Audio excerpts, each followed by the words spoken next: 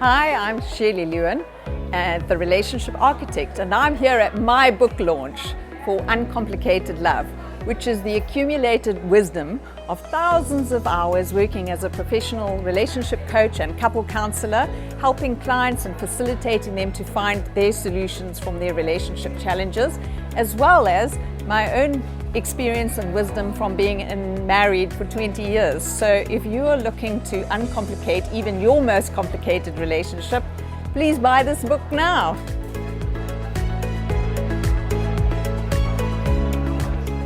So good morning to all of you, and thank you for joining us on this chilly, wintry afternoon from Joburg, so it's a bit confusing whether it's winter or summer, but I'm sure most of you would rather be at home cuddling with your partners right now than at a book launch on a chilly Sunday morning.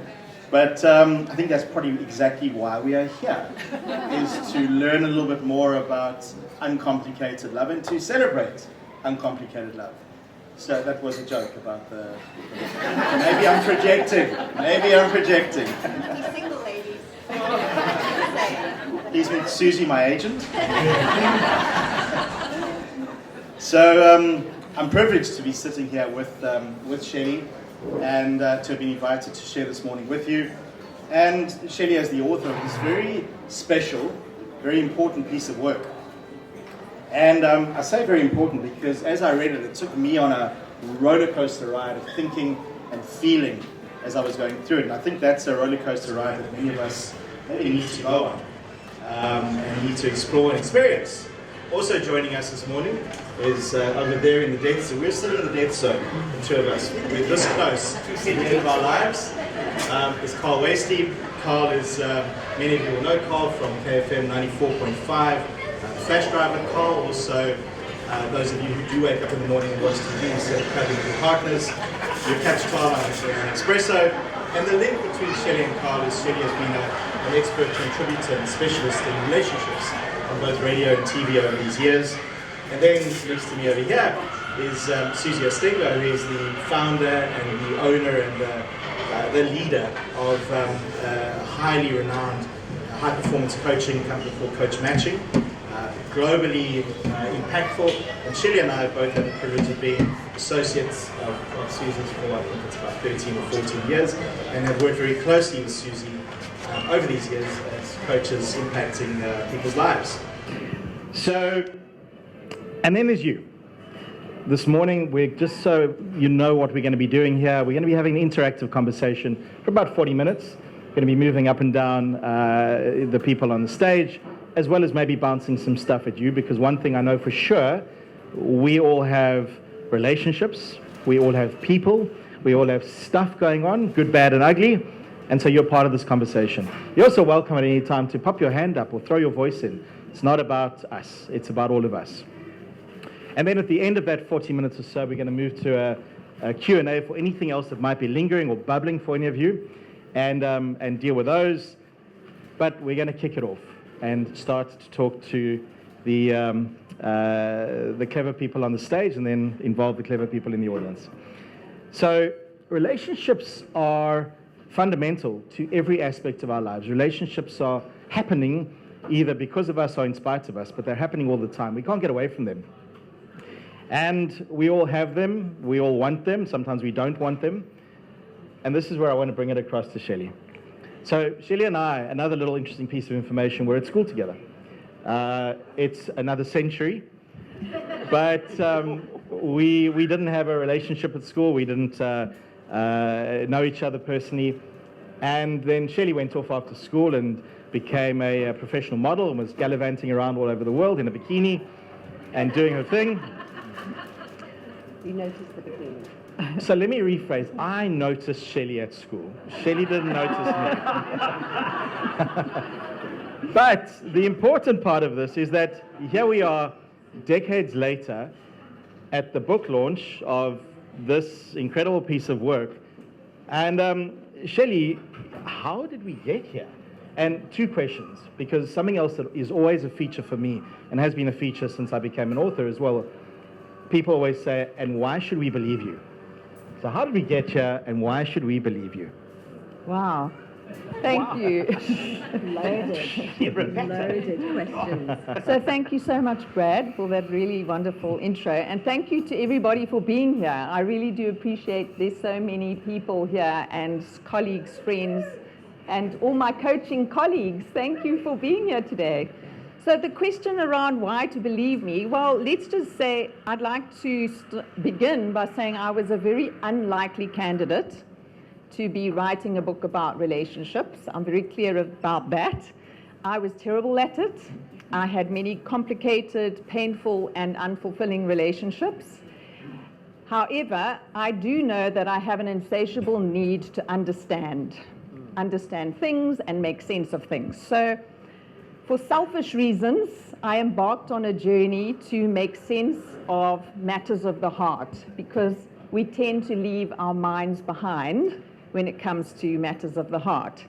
This led to me wanting me to reinvent myself. And so I transitioned out of my modeling career into counseling, applied psychology, and then coaching. And so now, fast track 17 years, and I'm offering a perspective based on thousands of hours of working with individuals and couples in my capacity as a couple counselor and professional relationship coach. And in these thousands of hours, what I've done is I have had the privilege to listen to my clients' stories, their relationship challenges, and I have helped them to facilitate their way forward, to move forward, to find their own solutions. And in being that partner, being that thinking partner with them and for them, I've sort of identified patterns and trends that seem to be inherent in all relationships. And so I got very curious about that, and I thought, well, maybe I should be my own guinea pig and apply this to myself, into my own marriage. And so, fortunately or unfortunately for my husband Nate, who we've been married now for 20 years, and I applied those theories to my own relationship. And when I say unfortunately for him, because he was also the guinea pig, maybe without him realizing it. And I practiced these theories, and I thought, well, if it works for me and what I'm sharing with, in my personal and professional capacity is useful for people, maybe I should write a book about it.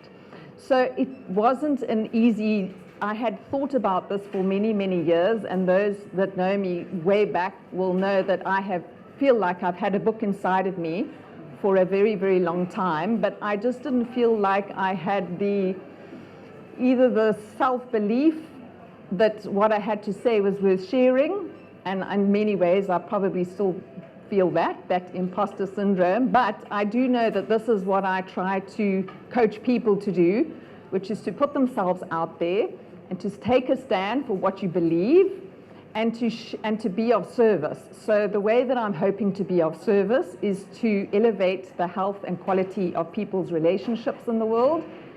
And this is my one small way of doing that. So my book is really about that. And I'm hoping, my best hope is that the people that get to read this will find something that is useful for them personally and or in their relationship, so that they can build a thriving relationship for themselves.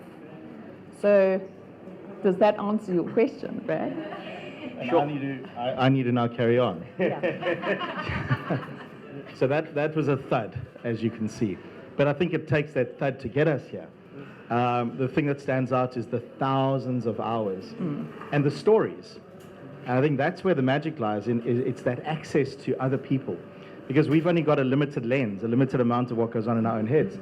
And for me, as I read the book, that's what stood out, was where this all came from and those stories.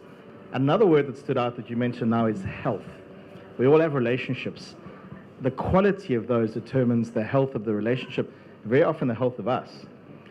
So thank you for that. Carl, hi. You read the book. What stood out for you? What made you think? What made you feel? What stood out for me is the post-its I put in here. To start. But as I walked out of this lift over here, I saw Nate, and I saw the fear in Nate's eyes. And I wanted to just drop so many references to Titanic for him. I really wanted to. And the reality is, I think that the truth in the stories as you read the book, because you're going to love the perspectives in the beginning, is that you were swinging for the fence, my friend. You were reaching for the top shelf. And I think that's the greatest thing about this book, is that those things are possible when you are able to do a bit of self-assessment and you are able to actually be vulnerable. And what stood out for me is the fact that you read these books all the time. You read these things about the theories about what you need to do is just look at yourself in the mirror and believe that you are a good person.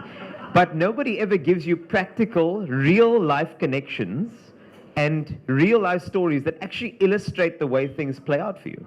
So what stood out is the practicality. I mean, this is literally a step-by-step guide to understanding not only the relationship side, but also the love for yourself, which I loved.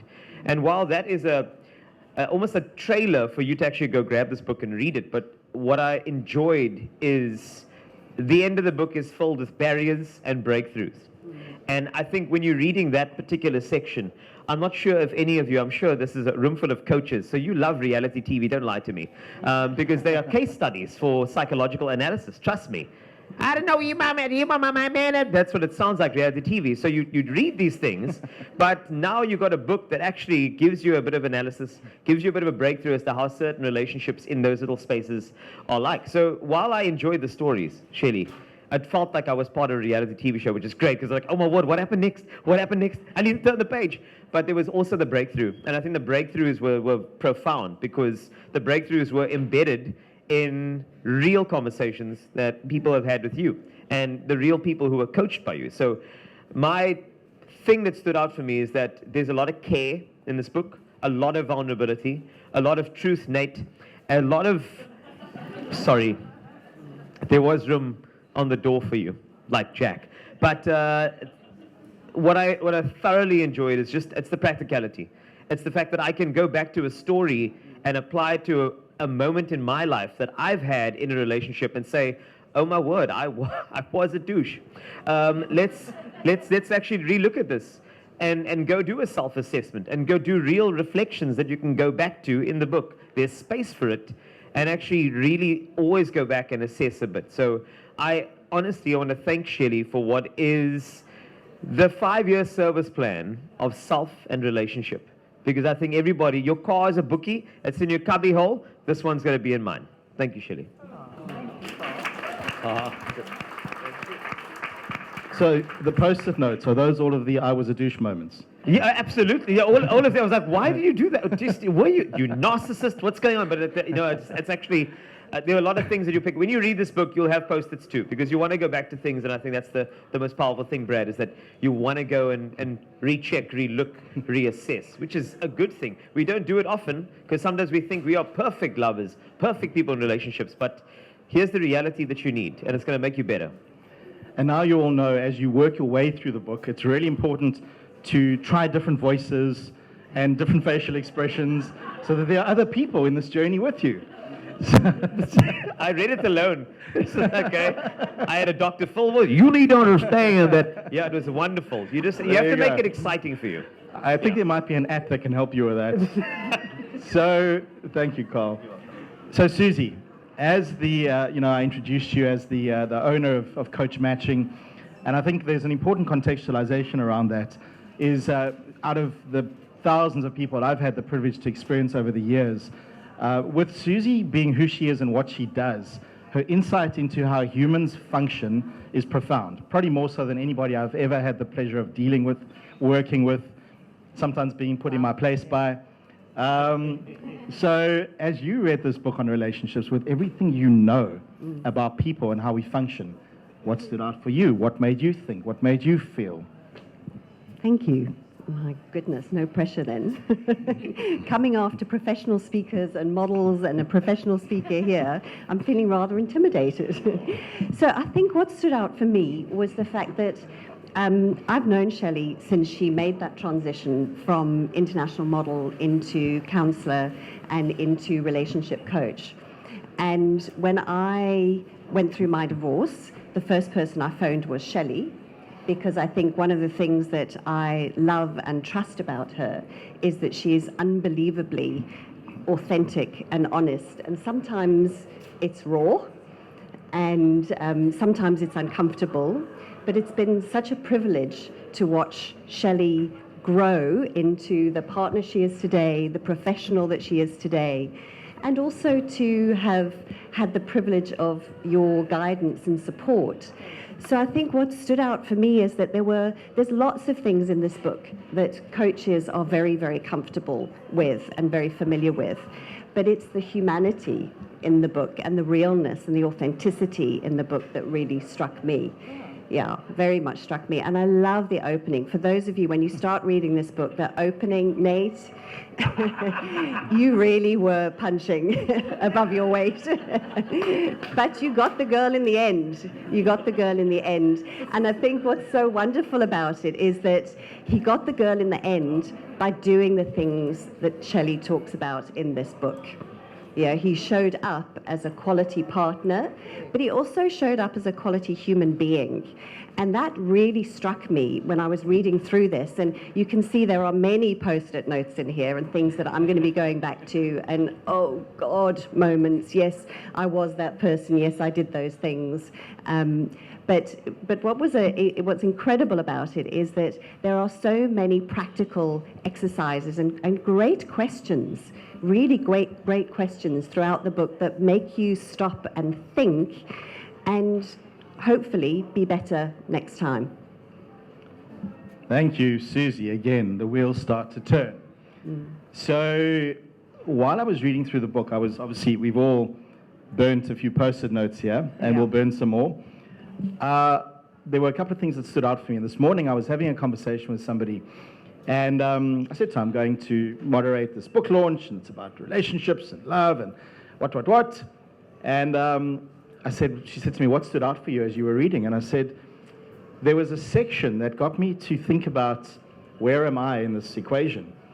And it's the chapter on co-creating a resilient love. And that big word is co-creating. And jokingly, in this WhatsApp conversation this morning, I said to the person I was messaging, I said to her, it kind of got me to wonder, is it me or is it them? And then my next message was, no, it's always them. And I mean, I was being facetious-ish. And her response to me very bitingly was, it's both, always. I was like, alrighty. I mean, I was playing around.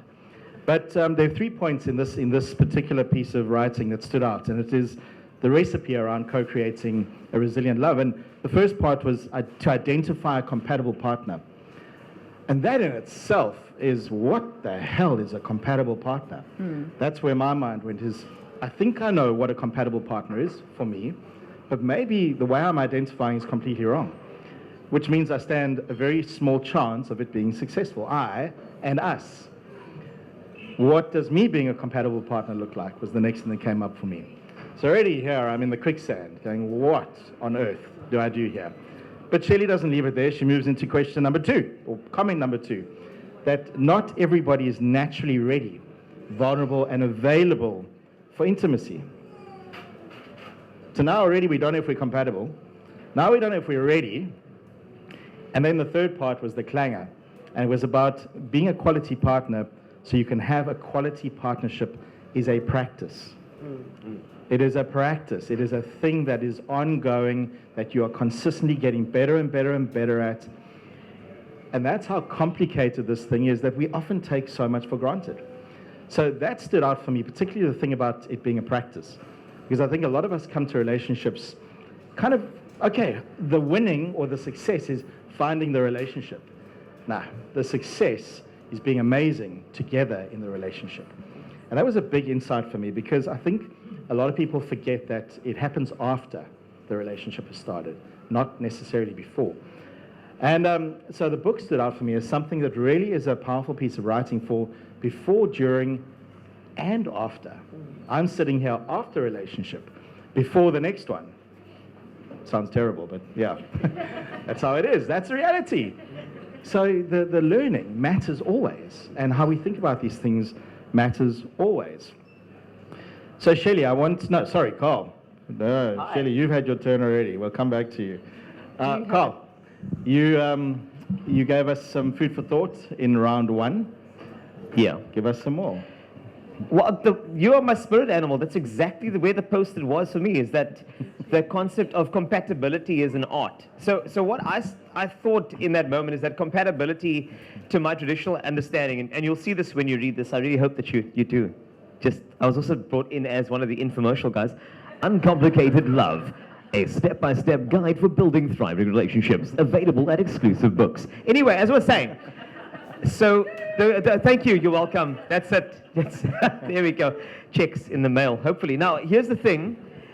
Compatibility as an art was the first section over there. And when I think about compatibility, my traditional understanding was always just, you're going to find somebody, Carl, that's going to be as short as you, as pretty as you. I'm kidding, I'm joking, but you have this idea of what compatibility is. And it's kind of like it's a gambling game. You're not going to know when you meet somebody, you swipe right, or whatever you're going to do, you're going to meet that person, or you're going to meet Brad, who is ready for his next relationship. And, you're going to only venture into this compatibility is once you have the conversations and the assessments. But compatibility is an art was intriguing to me. And maybe, Shelley, you can answer this for us. But art denotes that you have a canvas in front of you and you have all the colors available. And you can paint what you need to paint, which tells me that you have a bit of control over what compatibility looks like. And that intrigued me because I've always known art as somebody who's done some study into history of art. There was always the person wanted to build something, throw something on the canvas, and then create something, okay? Compatibility was never something that I thought would actually be an art, because I felt like that was something that you kind of, hopefully, the 3-prong plug fits the 3 prongs available, or the 2-prong plug, and you have a 3-prong fitting, it's not going to work. So can you help me understand the concept? I'm going to say just the theory that compatibility is an art. Because if it is in our control in some ways, then maybe, as you'll definitely read through here, what did you mean by that, if you don't mind me asking? Great, thank you, Carl. You're welcome. So one of the key themes of the book is that in order to build resilient love, there are 3 dimensions. So it's an art, a science, and a practice. So the art is compatibility. The science is your attachment style. And the practice is showing up as a team player and being a quality partner. So I'm going to highlight the piece that you mentioned about compatibility. And the way that I would describe this is that if you think about the art of combining any 2 things, so when you're combining food and wine, when you're combining two colors or 2 voices to create music, music happens between the notes. Yeah. And if you were to have 2 singers joined together in a duo or a duet, each singer really needs to understand their tone, the quality of their voice. They need to be able to have a decent singing voice in order to be able to match themselves with another person to create a beautiful duet. And if you don't know what your voice is like and what the tone and quality and the essence or the elements of that voice is, how will you be able to match yourself and create music with another person? So there's a piece which is around really knowing yourself, understanding yourself, and knowing what do you need to be at peace in the world? What do you need to thrive, to be a fulfilled, purposeful, driven, wholehearted person, and who is going to be a good fit and a good match for that?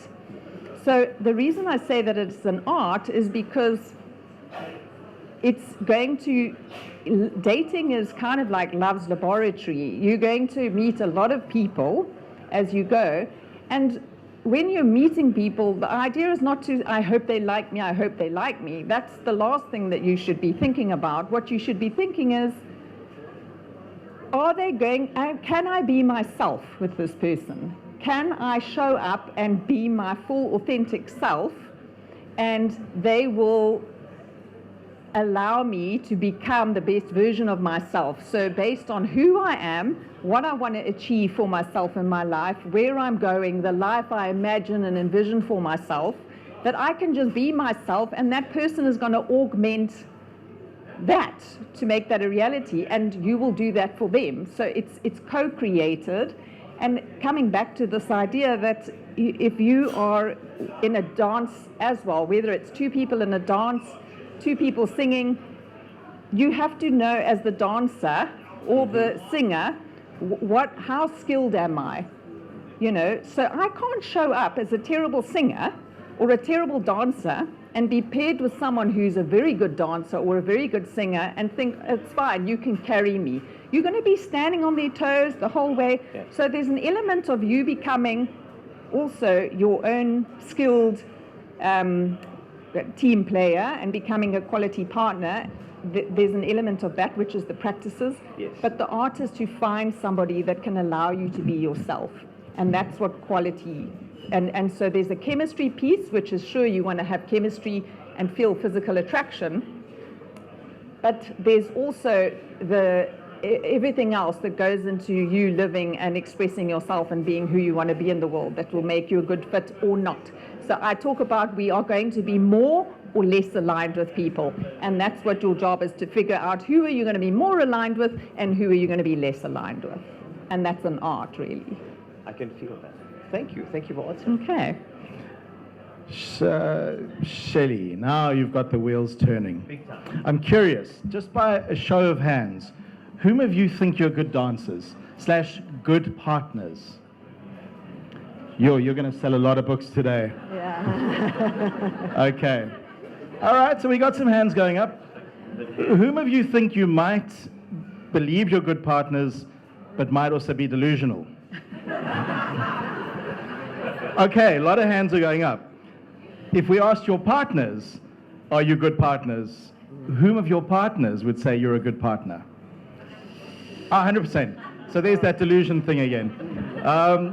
But Shelley, my question is, what if you are both good dancers, but one of you is a tango specialist and the other one is a ballerina? Well,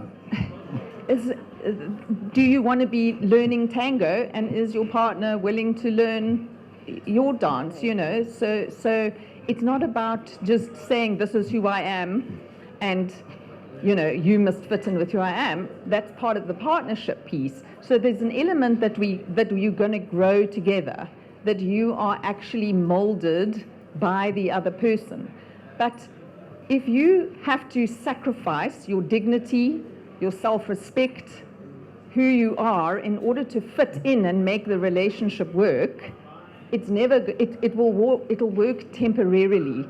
If you have to sacrifice a part of yourself and you can't be who you want to be in the world, your authentic self, and it has been shown that there are two top emotional needs of human beings. The one is we need attachment, we need to be in relationship, we need a sense of belonging. So that's one emotional driver. But another emotional driver is that we need to be and grow into self-actualization, self-realization, be who you were destined and born to be in the world.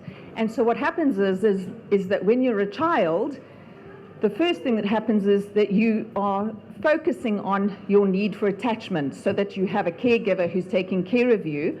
And when you become an adult, the focus is very much around, do I have to still sacrifice who I want to be in the world? Do I have to sacrifice my authenticity in order to stay in this attachment? And that's why many people stay in this attachment, because they have this need to be in relationship, and they will, you know, they will let go of their need to be themselves in order to be in the relationship. And I'm saying that proper compatibility is that you get both. I didn't expect to come here intending to now go home and start ballet lessons, but thank you for that. Spot on.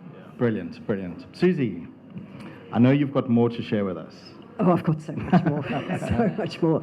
I think one of the things that struck me when I first met Shelley and first started working with her, and it's throughout the entirety of this book, is the need for being able to be vulnerable to achieve intimacy. And, we've been talking somewhat theoretically about, what a good relationship looks like.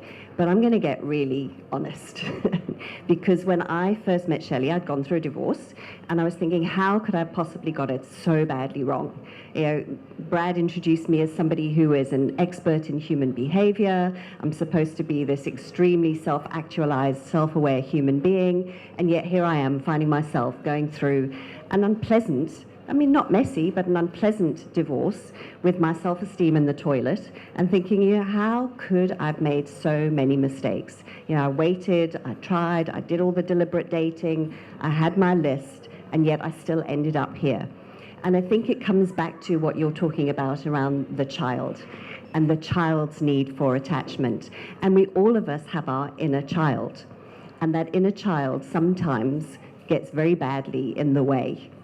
So I know that my own history that I explored with Shelley was that my mother wasn't present, so I didn't have that unconditional love.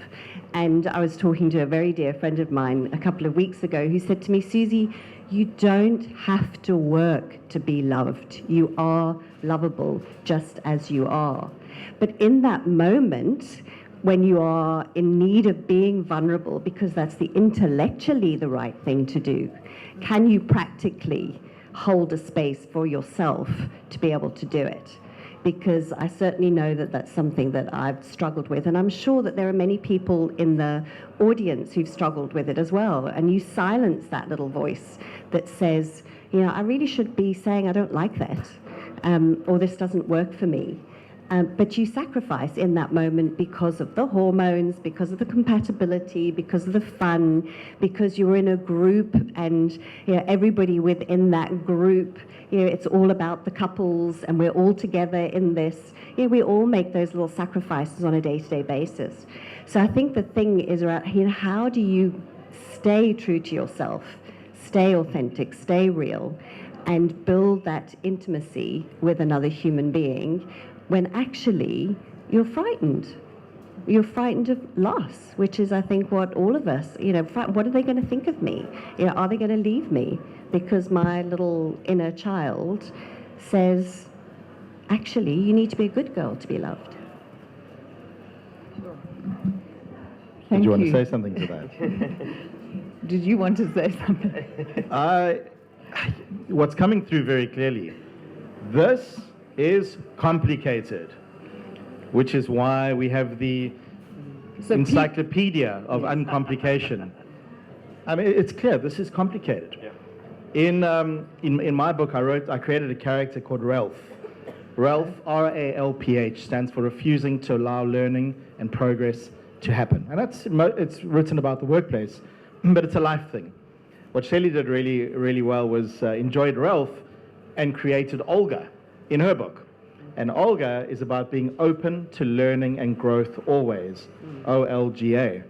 And I think that stood out for me because if you are somebody who's not constantly and consistently open to learning and growth, this is going to be painful because you're just banging our heads against the wall the whole time. And I was sharing with Shelley when we were preparing for the event, I was sharing some experiences I've had as a single guy. That's coming up way too much here. But hey, I'm in the after and the before phase. So, but what was coming through is I shared the disappointment I'd had in recent dating pursuits and short relationships, and the two more recent ones, and here I'm being vulnerable, were both of the amazing women that I met, both couldn't stay in the space because of the fear of the narrative, good things don't last, and they were waiting for me to behave like the other two guys that broke their hearts, and living in this trapped headspace. And I'm a skilled coach. Like, I could go into coach mode and fix that, but I don't want to coach where I'm dating and having a relationship. I can support and hold the space for somebody, But I can't do that if somebody's not open to learning and growth.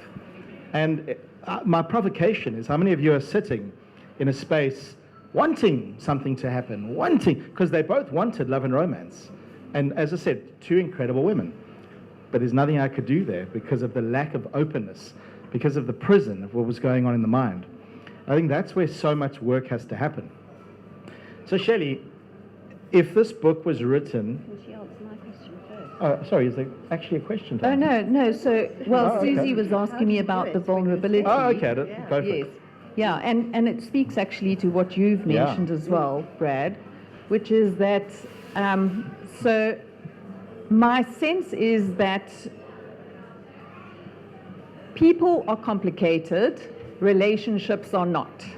Okay, and what I mean by that is that we are all, complex human beings who've had trauma in small t ways or big T, capital T ways. And what happens is that we forget that we are powerful and we forget that we are lovable. And what happens is we are seeking that love externally to let us know that you are lovable, you are worthy, you are special, and instead of having unconditional love for ourselves. And that is really what the essence and the foundation is for having healthy relationships, is so you have unconditional love for yourself, which is that I will be fine if I'm on my own. I will be fine, I got this. And if it doesn't work between us, that's okay, I'll be fine. I can take care of me. I'm okay in the world, and that I've got my own back. And I think that, if you love yourself unconditionally, then that's what gives you the strength and the courage to walk away when it isn't going well. And when it isn't going well, and maybe a bit of the end of the book, I'm saying if you can't thrive, then you should be leaving. And I'm not saying that people should stay in relationships for 20, 30, 40 years. I don't believe that. I don't believe that longevity determines the health of a relationship. But the health of a relationship is based on how you are thriving, both individually, that both of you are able to be who you want to be in the world, and you are supporting, encouraging, and challenging each other to become the best version of yourself. And if you aren't supporting, challenging, and encouraging each other, and you're limiting each other or keeping each other small, then that's not the relationship for you, and that's okay. That's what you learned. That was a useful learning experience for you. It wasn't a failure. We really need to stop defining relationships that end as failures. It's not a failure. Fail is just data that you didn't want, that you now get. It's an iterative process. You now get to learn what you learned from that experience and then step into the next experience and say, what did I take away from that experience that I can do differently next time? And to not have stories that makes me unlovable, or that people always leave me, or that I get abandoned. Those are just stories and narratives that are keeping you stuck. And so I would say that we need to love ourselves unconditionally, and that will allow you to be vulnerable in relationships, because then you won't mind, that you've got your own back and you'll be fine and safe. Great answer. I often say it's easier to get out of a relationship than it is to get out of an MTN account. But people don't, because of what you've just described. Yeah. So Shelley, before we invite the audience or our guests, our friends, to share any thoughts or questions they might be having, the last thing I want to ask you is, if this book was written by a therapist, how would it be different? What is the difference between your lens from a coaching perspective as a specialist coach compared to what a therapist might be doing here? Thanks, Brad. So I think that what many people don't necessarily realize about the coaching profession is that when we have coaching conversations, the focus is on the future, your desired future, your preferred future. That what is the reality that you would prefer to have, And if this is where you are now and this is where you want to get to, what is the change that needs to happen to get you to move forward? So coaching is a methodology for change. And so the presumption in this book is that there are some things that you can change in order to create and build a resilient love and a resilient relationship. And I think that if you were a therapist, you would spend a lot of time exploring the problem and the past. So what happened, you would explore in great detail, the inner workings of your mind and your childhood, and looking at the past and problems. And as a coach, we're more interested in what did you make that mean? So if you did have something terrible happen to you, how did you convert, what was the story that you told yourself about that? Because that story has now become a narrative for you, and coaching is around understanding the narratives that you carry, that are the stories you tell yourself, about your life, and either those stories keep you stuck and limited, or they are stories that allow you to empower yourself to step forward and to become, fully self-expressed in the world. And so it is different because it's very practical and it's very much around self-reflection.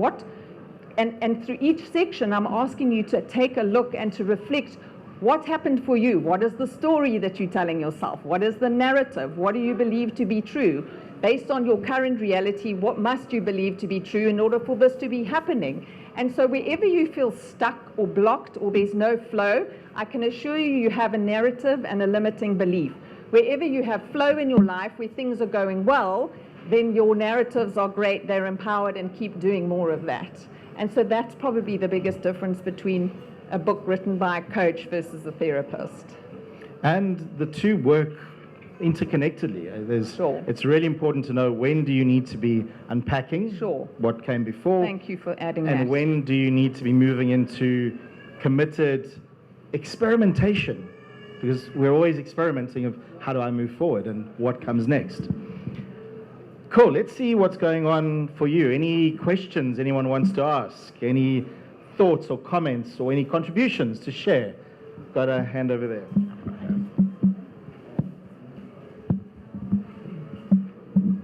Morning, Shelley. And first off, congratulations. It's really awesome. Thank you.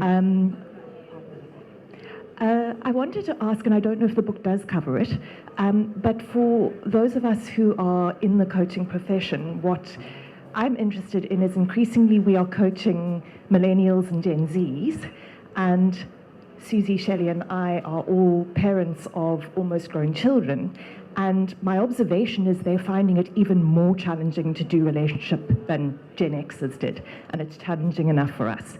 So I'm curious about any observations, Shelley, or anything that you're seeing in your work that helps those who are doing social media relationships to get vulnerable, to get connected, and how they navigate that. Sure, great question. Thank you. So, one of the things that concerns me about the millennials, the Gen Zs, that are spending so much time on social media is this, I'm going to use the word AI, which for me doesn't stand for artificial intelligence, but stands for artificial intimacy. And artificial intimacy is that you are not in a relationship with someone unless you are sitting face to face, looking in their eyes, feeling their energy, having a conversation in person.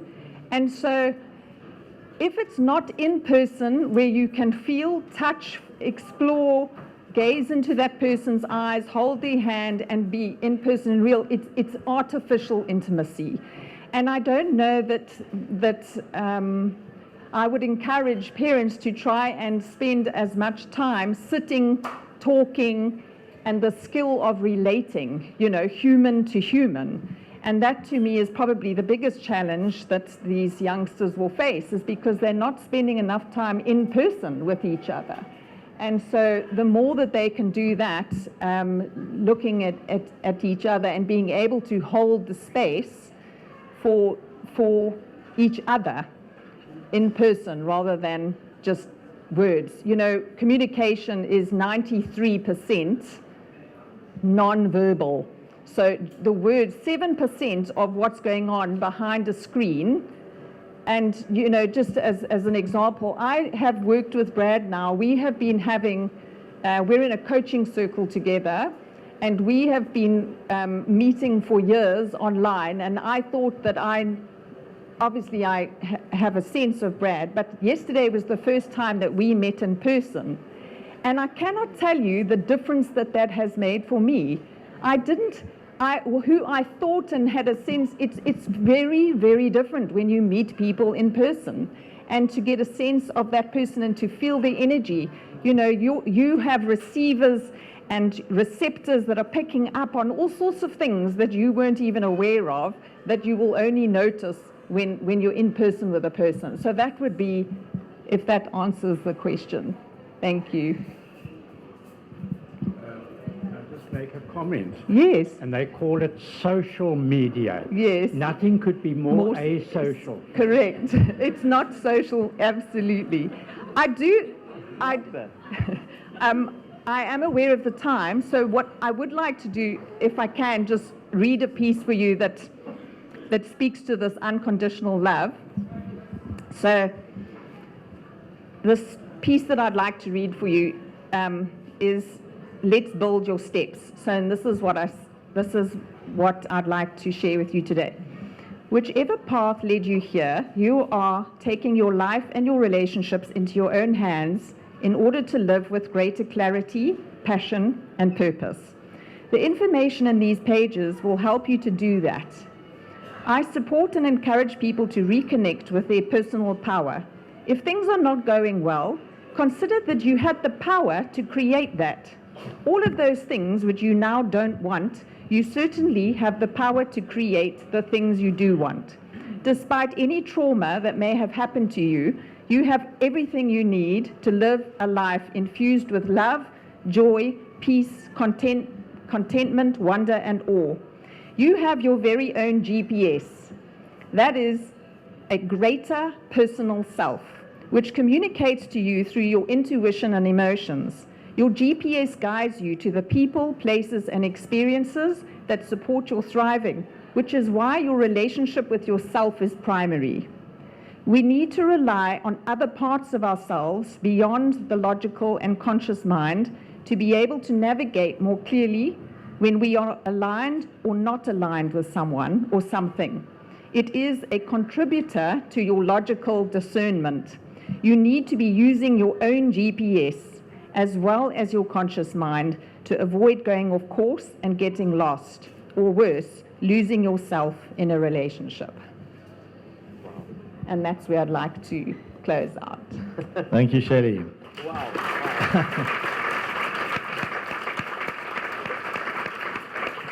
So if that got your attention, there are 60,000 more words that you want to get up close and intimate with. We are going to do a book giveaway. Where is Linda? Oh. Who's got the goodies? Yes. So Ellie from Nalu Wines is here. She's shared the bubbles with you here today. I'd love for you to stay and have a glass of bubbles, the Prosecco. And she is giving a book away. And so if you wrote your name down on the paper as you arrived, there would have been a book giveaway. How many numbers? Okay, so I'm going to ask for Brad. There's 27 names on the list. Do you want to do you have the list so that you can give me a number between 1 and 27? So I'm curious, 27, what we heard was some of you were saying, no, I've got the book. We're family, we're friends, I've got it, I don't need it. But you know people who need it. Exactly. Yeah. So if you didn't put your name down, that opportunity is gone, but think about the people you know who need it.